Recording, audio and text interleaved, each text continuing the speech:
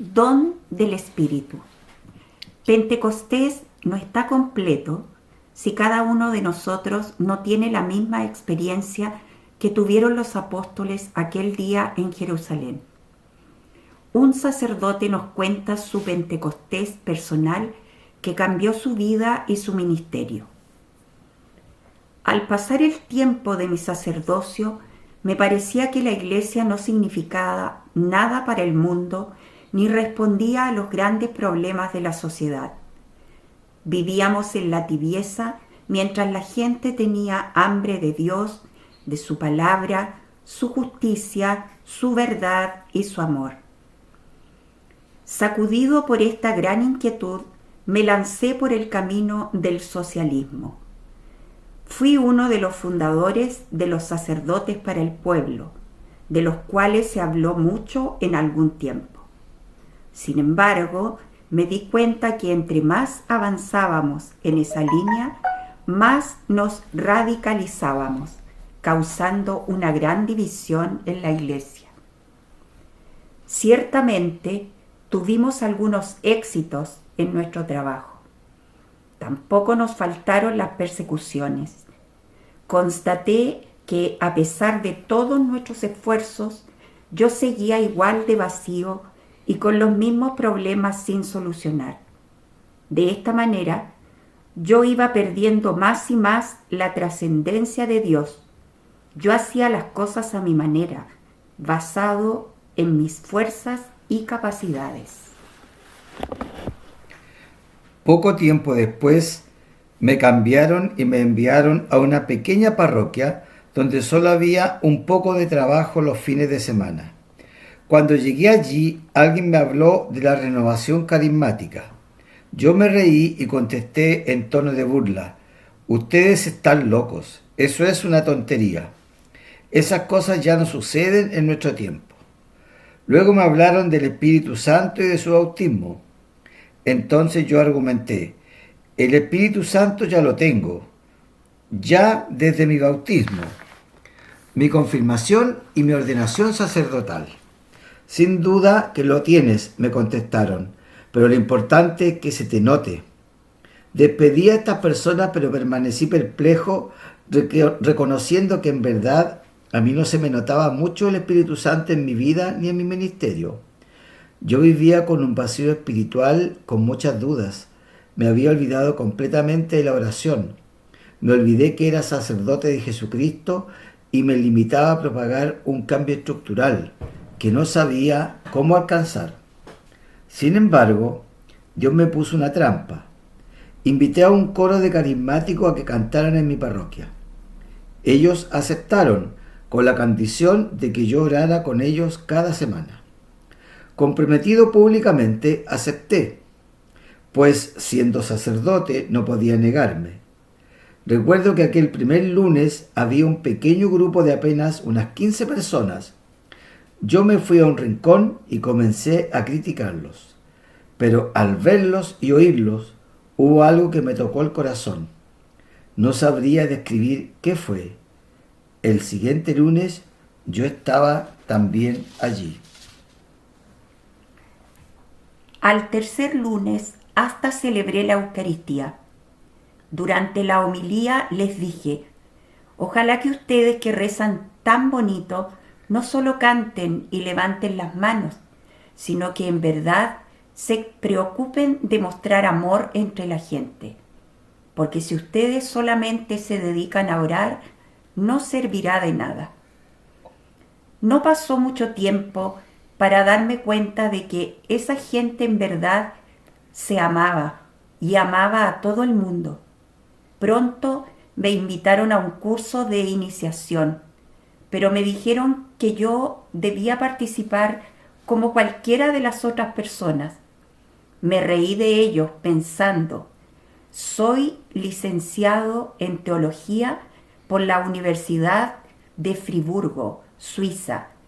¿Qué me van a enseñar estos? Yo no estaba dispuesto a perder mi tiempo escuchando a una ama de llaves, una cocinera y un constructor hablándome de cosas que yo sabía mucho mejor que ellos. Sin embargo, una fuerza interior me empujó. Fui a tomar el curso y ciertamente no me dieron nada nuevo, pero sí de manera diferente. Vivían lo que predicaban. No tenían solo ideas en la cabeza, sino experiencia en el corazón. Yo, como otros sacerdotes, estaba acostumbrado a racionalizar las cosas de la fe, sin vivir lo que predicaba. El darse cuenta de esto no es malo, es peor no aceptarlo. Este es el principio para buscar algo más allá de lo que pensamos tener. Comencé a tener sed de ese bautismo en el Espíritu, que era la fuente del cambio en todos ellos. Yo también quería tener mi Pentecostés personal y les dije, yo quiero que lo que ha sucedido con ustedes me suceda también a mí. Llegó el día de pedir el bautismo en el Espíritu Santo. Al comenzar la oración, yo le repetía al Señor, quiero sentirme totalmente tuyo. Necesito tu Espíritu Santo. Pocas veces había llorado en mi vida, solo en algunas ocasiones, pero de coraje o rabia. En esa ocasión lloré como un niño, hasta que dejé un charco de lágrimas. No me arrepiento de ello, porque cuando uno llora su pecado delante del Señor, es porque el Espíritu Santo lo está convenciendo de pecado. Mi bautismo en el Espíritu cambió mi vida y mi ministerio. Lo considero el momento clave de mi vida como cristiano y sacerdote. Yo tuve mi Pentecostés en aquella ocasión y a partir de entonces todo es diferente. La parroquia se ha renovado. Donde no había gente, ahora se ha formado una verdadera comunidad de amor, donde vivimos como familia de Dios. Tenemos grupos de niños, jóvenes y adultos. Asistimos en la cárcel, asilos y hospitales. La parroquia no solo se ha transformado, sino que está transformando su alrededor. Jesús ha venido a traer vida en abundancia, pero Él murió y resucitó hace 2000 años, por lo que es lógica la pregunta, ¿cómo se hace presente su salvación en el día de hoy? El Espíritu Santo es quien hace efectiva dicha salvación, haciendo presente a Jesús. El Espíritu toca los corazones para que se abran a la palabra de la verdad.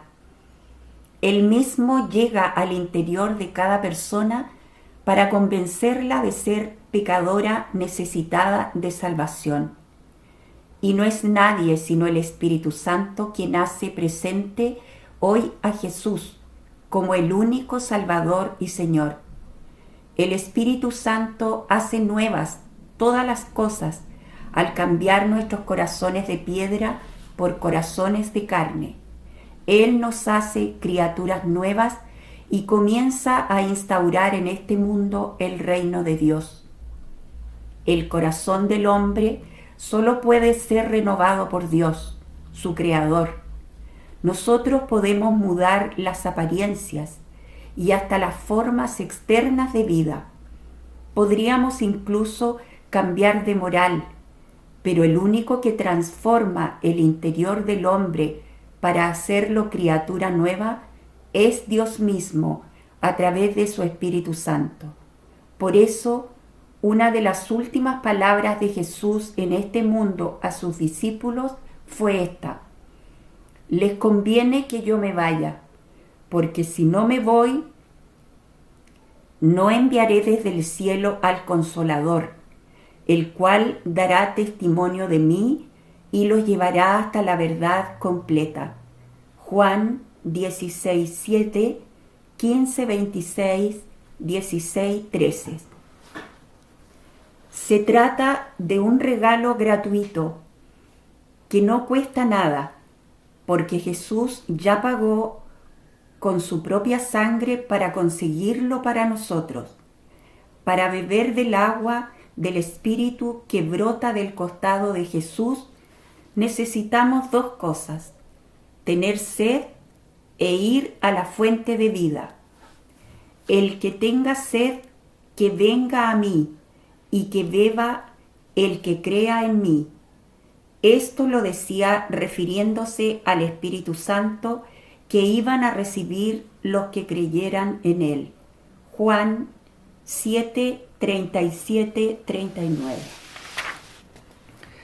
El don del Espíritu Santo es una promesa formal de Jesús que dijo: el cielo y la tierra pasarán, pero mis palabras no pasarán. Por tanto, estaba garantizado que no podía fallar. 50 días después de su muerte y resurrección, una vez que hubo ascendido al cielo, cumplió la promesa que tantas veces había hecho a los suyos. Al llegar el día de Pentecostés, estaban todos reunidos en un mismo lugar. De pronto vino del cielo un ruido, semejante a una fuerte ráfaga de viento, que resonó en toda la casa donde se encontraban. Entonces vieron aparecer unas lenguas como de fuego, que descendieron por separado sobre cada uno de ellos. Todos quedaron llenos del Espíritu Santo y comenzaron a hablar en distintas lenguas, según el Espíritu les permitía expresarse. Hechos 2, 1, 4.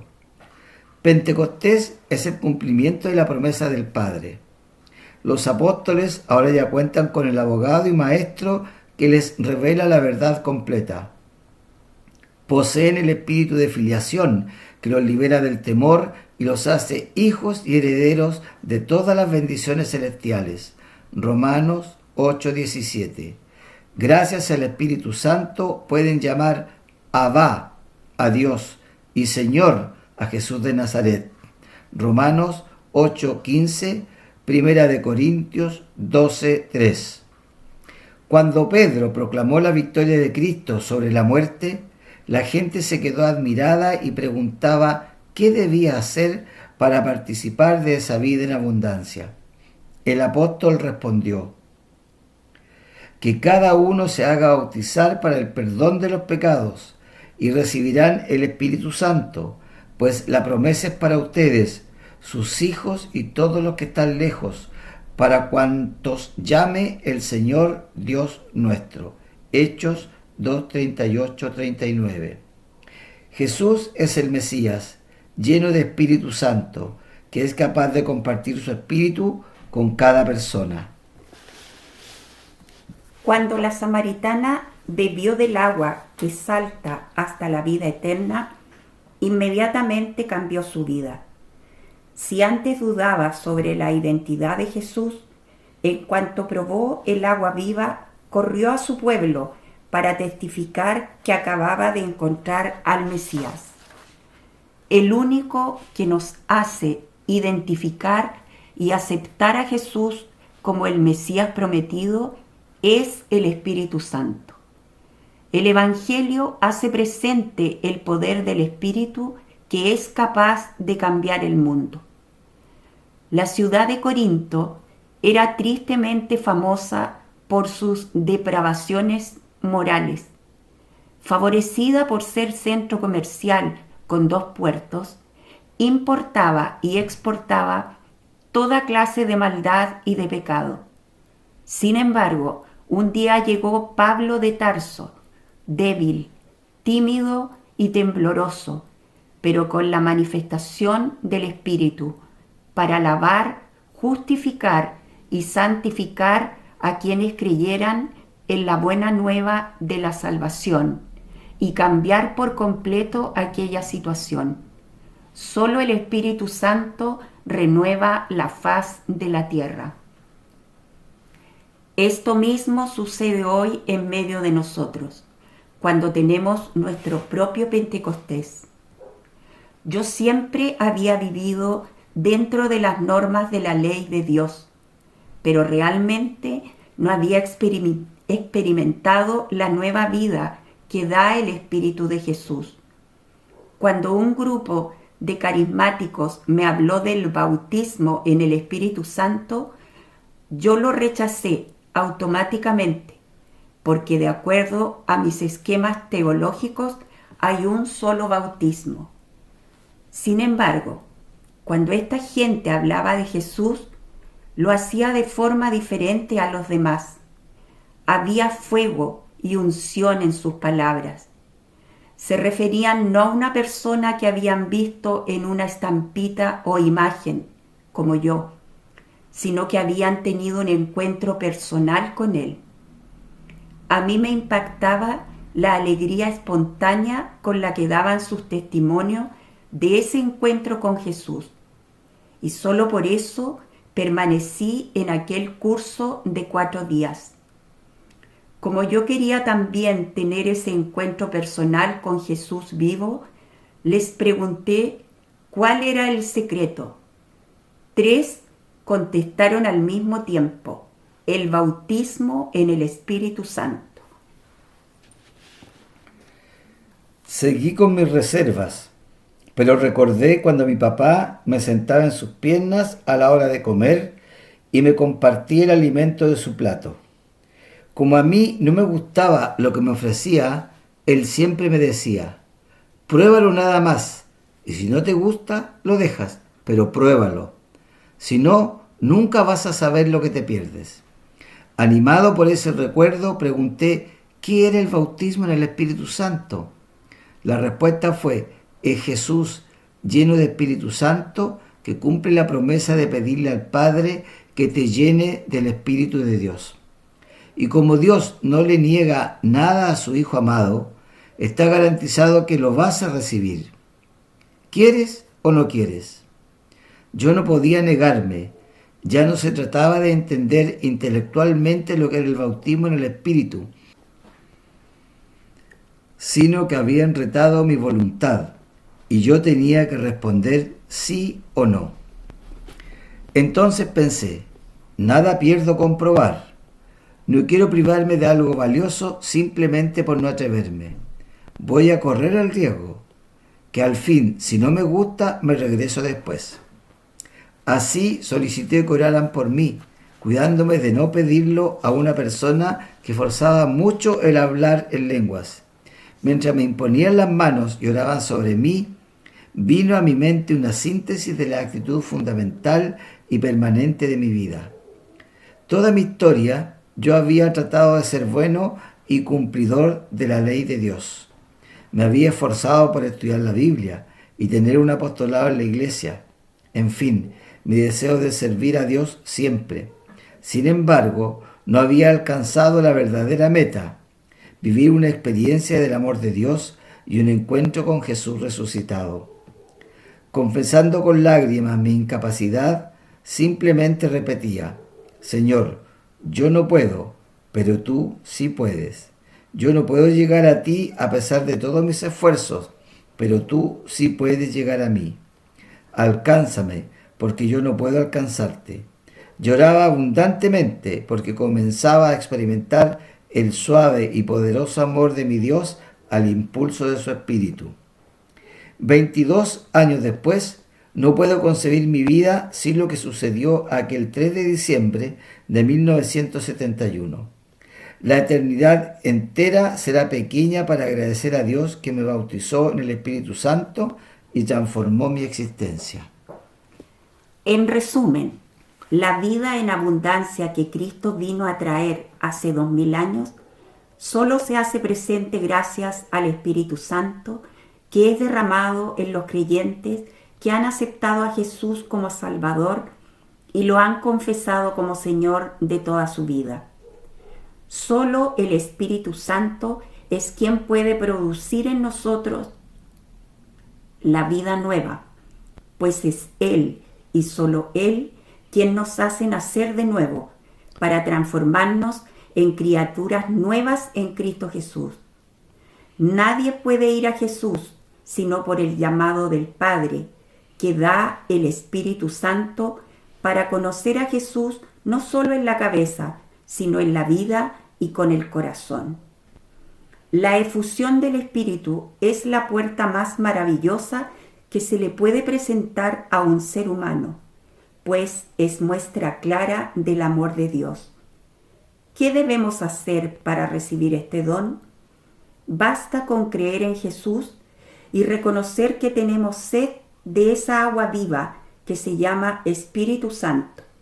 Por tanto, acerquémonos con fe y pidámosle que nos llene tanto de Espíritu Santo que nos inunde por dentro y por fuera, como un bautismo que nos sumerja, o mejor dicho, en el que seamos sumergidos en él. De acuerdo a la necesidad de cada quien, así se le dará. A quien más necesite, más recibirá. Oración. Padre Santo, envía desde el cielo tu promesa hecha a través de los profetas y que tu Hijo mismo se comprometió a enviar. Cumple la palabra que empeñaste y en la cual nosotros hemos creído, porque nos la ha transmitido tu Hijo Jesucristo. Padre, lléname de Espíritu Santo para que yo participe de la nueva vida traída por tu Hijo y pueda vivir como hijo tuyo en Cristo Jesús. Señor Jesús, tú prometiste que a quien se acercara a ti, reconociendo que necesitaba del agua viva que salta hasta la vida eterna, tú lo llenarías de Espíritu Santo. Yo necesito esa fuente de vida eterna que brota de tu corazón.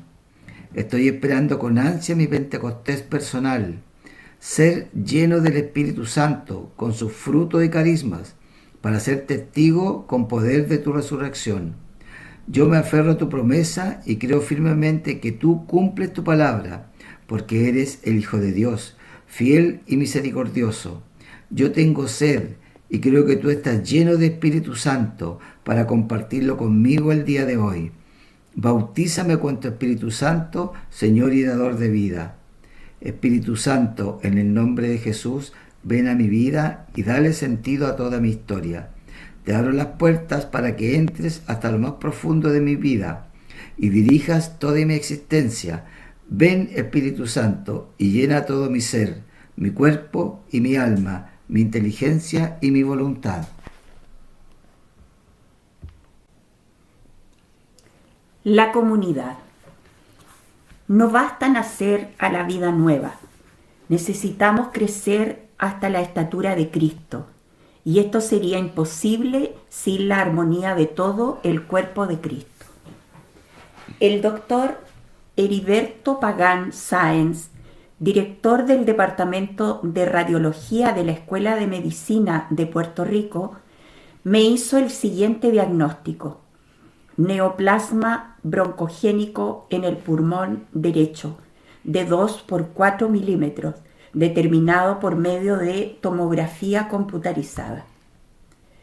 A la semana siguiente nos unimos al grupo carismático de Dorado y 2 semanas después fuimos al retiro de sanación con el padre Tardif en el Metz Pavilion. Ese día el padre dijo que un doctor estaba siendo curado de un cáncer en el pulmón. En mis oraciones le pedía al Espíritu Santo que me diera un indicio de que Él me estaba curando. Mientras el padre oraba por los enfermos, mi hija me puso la mano en la espalda, donde tenía el tumor. En ese momento sentí un calor muy grande en el pulmón. Cuando le llevé las radiografías y demás documentación al cirujano, este me dijo: no voy a operarte, pues no estoy seguro del diagnóstico. Le dije a mi esposa: esta es la señal que le pedí a Dios. A partir de entonces le agradecíamos al Espíritu Santo por mi sanación. Un mes después me tomaron una radiografía y el cirujano me dijo que el tumor estaba disminuyendo. A los 2 meses me fue tomada otra tomografía. Esta vez me inyectaron tinte, pues el doctor no podía creer lo que veía. Donde antes estaba el tumor, había ahora una cicatriz. Cuando mi hijo se enteró, le dijo al médico: eso es un milagro del Espíritu Santo. Y el galeno le contestó: Si los milagros existen, esto es lo más cercano que he visto a un milagro. El Espíritu Santo no solo sanó mi cuerpo, sino que me trajo de nuevo a nuestra iglesia, a la que no he dejado de asistir desde entonces. La curación del Señor no se limitó a sanar mi cuerpo, sino que me hizo reconocer que soy miembro de otro cuerpo, su cuerpo, que es su iglesia. En la comunidad he encontrado un ambiente de fe y de amor que favorecen que esta plantita recién nacida pueda crecer hasta la estatura de Cristo Jesús. José Luis Hidalgo, dentista. La plenitud de la vida no se vive en el intimismo o el egoísmo de la individualidad.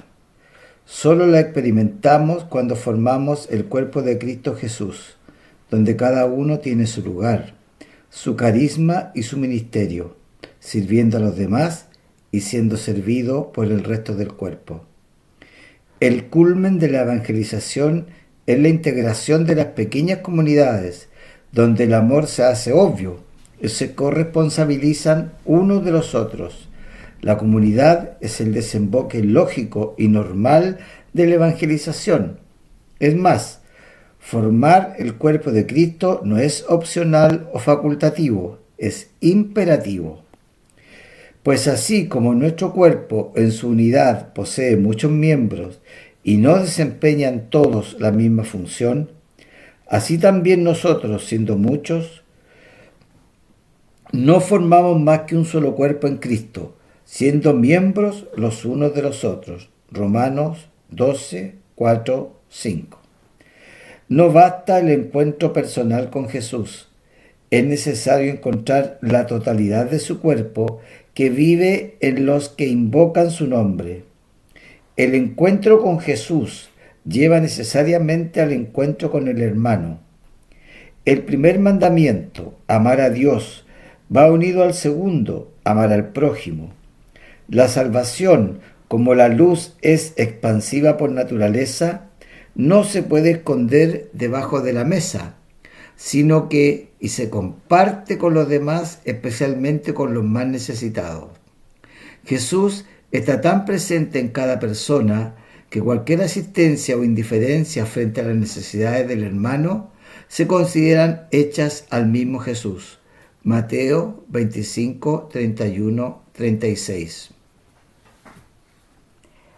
Los convertidos, bautizados y llenos del Espíritu Santo el día de Pentecostés, integraron inmediatamente la comunidad cristiana. Apenas 3 versículos después de la narración de las primeras conversiones, se nos certifica que nace la comunidad. Hechos 2:42. Para permanecer con Jesús es necesario formar la comunidad cristiana. Por eso, quienes recibieron el don del Espíritu perseveraban en la comunidad. Por tanto, es imperativo integrarse con Jesús en su comunidad, viviendo el amor de Dios que ha sido derramado por el Espíritu Santo que nos ha sido dado, creciendo en la vida nueva a través de 4 medios de crecimiento señalados en Hechos 2, 42, 44. La enseñanza de los apóstoles que comunican la doctrina de Jesús. La comunidad con la participación de los bienes espirituales y materiales. Las oraciones donde se comparte la vida con Dios y con los hermanos. La fracción del pan, que es el culmen de la vida cristiana. Nos iniciamos a la vida nueva, gracias al nuevo nacimiento, pero es necesario crecer hasta la estatura de Cristo Jesús, formando su cuerpo. Este proceso está claramente delineado en el Evangelio. María Magdalena fue liberada de 7 demonios, pero luego Jesús la integró a su comunidad para restablecerla plenamente. Ella prestaba sus servicios a la comunidad y esto la ayudó a crecer en la responsabilidad, el amor y el servicio. Jesús vino a este mundo a enseñarnos cómo vive un hijo de Dios. Después nos envió su Espíritu Santo para capacitarnos a vivir como tales. Sin embargo, no se trata de reproducir muchos Jesuses, sino de formar uno solo, su cuerpo místico. Se puede navegar solo por los 7 mares en una balsa de papiro. Hay quien, solitario, se atreve a escalar una alta montaña, pero nadie, absolutamente nadie, ha osado cruzar el desierto solo. Es necesaria la caravana de la comunidad cristiana que nos ayuda, impulsa y corrige para llegar a la tierra prometida. La conversión personal nos conduce al sacramento y a la iglesia, como lo muestra el caso de nuestro amigo Carlos León. Carlos tenía un tumor canceroso en el cerebro, con consecuencias desastrosas, parálisis, sordera y ceguera. Mientras haya vida, hay esperanza, repetía a todo el mundo. Carlos participaba en un encuentro mariano en la ciudad de Miami. Yo predicaba, pero no sabía que Carlos se encontraba allí. Pero Dios sí lo sabía, y lo sanó de todo aquello que le impedía relacionarse con el mundo exterior. Durante el ministerio de sanación, Dios tuvo misericordia de él y lo tocó con su gracia, que alcanzó su cuerpo, su alma y su vida entera. Su curación fue tan asombrosa para él, su familia y los médicos que lo atendían, que todos hablaban de un milagro. Pero Carlos siempre añadía: si Dios me ha amado de tal forma que me dio a su único hijo, ¿cómo no me iba a sanar? Jesús nunca hace las cosas a medias. Carlos no era católico, pero tras el milagro físico se dio el milagro moral. Después de su sanación, decidió bautizarse, participar de la Eucaristía y consagrar su matrimonio con Maritza, con quien vivía sin estar unido por el sacramento. Al recibir el gozo de su sanación espiritual, se convirtió en testigo, pues no podía dejar de hablar de su experiencia, dando testimonio en varios encuentros carismáticos. 2 años más tarde, en forma sorpresiva, Carlos enfermó gravemente, complicándose todo hasta el desenlace final. Dios había venido a buscar a su hijo. 1 año después, cuando predicaba en otra conferencia carismática en Miami, me encontré con la viuda de Carlos, la señora Maritza. Sin rogarle demasiado, aceptó compartir el testimonio de su esposo. Fue muy hermoso escuchar de sus labios palabras expresadas con una mezcla de gozo y agradecimiento al Señor por haber realizado en él una obra completa, permitiéndole testificar ante todo el mundo la fuerza de Dios para después entregarse confiadamente en manos de quien le había mostrado tanto amor. Hizo referencia al pasaje de Lázaro, que había sido resucitado para manifestar la gloria de Dios, pero después murió, pues el único que ha resucitado para permanecer por siempre vivo es Jesucristo, porque Él es la resurrección y la vida. La muerte de Carlos no había apagado el testimonio, antes bien, había sido la preparación de la tierra para que la gloria de Dios fructificara en la iglesia. Otro testimonio que ilustra maravillosamente que después de nacer de nuevo es necesario seguir alimentándose para no perder el don de la fe, lo muestra un sacerdote. De manera muy esquemática y clara, define los 5 medios esenciales del crecimiento en Cristo. Después de más de 10 años de vacilación y lucha, decidí dejar el sacerdocio por lealtad hacia el Señor, al que frecuente y gravemente ofendía, por lealtad hacia los hermanos, para quienes había dejado de ser el puente que lleva a Dios, siendo no pocas veces obstáculo y tropiezo, y finalmente por lealtad para conmigo mismo, pues no podía seguir engañándome al aparentar una vida que, por bella que fuera, se había hecho intransitable para mí. Redacté y firmé mi solicitud pidiendo al Santo Padre la reducción al estado laical. Dejé mi casa religiosa. Solicité y obtuve empleo en una notaría, pues había cursado la carrera de abogado. Así llegó el mes de octubre y el Señor comenzó a intervenir para salvarme. Me presentaron una doctora muy profesional en el campo de la psicología, con la cual hablé varias veces de mi caso. Ella, que era muy capaz en su profesión, pero sobre todo era una mujer de extraordinaria fe, me afirmaba que solo Dios puede cambiar el corazón del hombre, porque Él es su creador. Me recomendó reconsiderar mi decisión, ya que yo no conocía todavía el poder de Dios. Ella estaba experimentando su renovación cristiana a través del movimiento carismático y me invitaba a acercarme a esta corriente de gracia. Yo acepté, pues no tenía nada que perder. Un mes después estaba recibiendo el bautismo en el Espíritu Santo y una sanación interior en todas las heridas de mi historia. Fue una batalla terrible entre el hombre viejo que se resistía a morir y la fuerza del hombre nuevo con el poder de la resurrección de Jesús que quería vencer. A los pies de una imagen de la Virgen María se dio la batalla final, en la que Dios salió victorioso. A partir de entonces experimenté un cambio radical en varios aspectos de mi vida cristiana.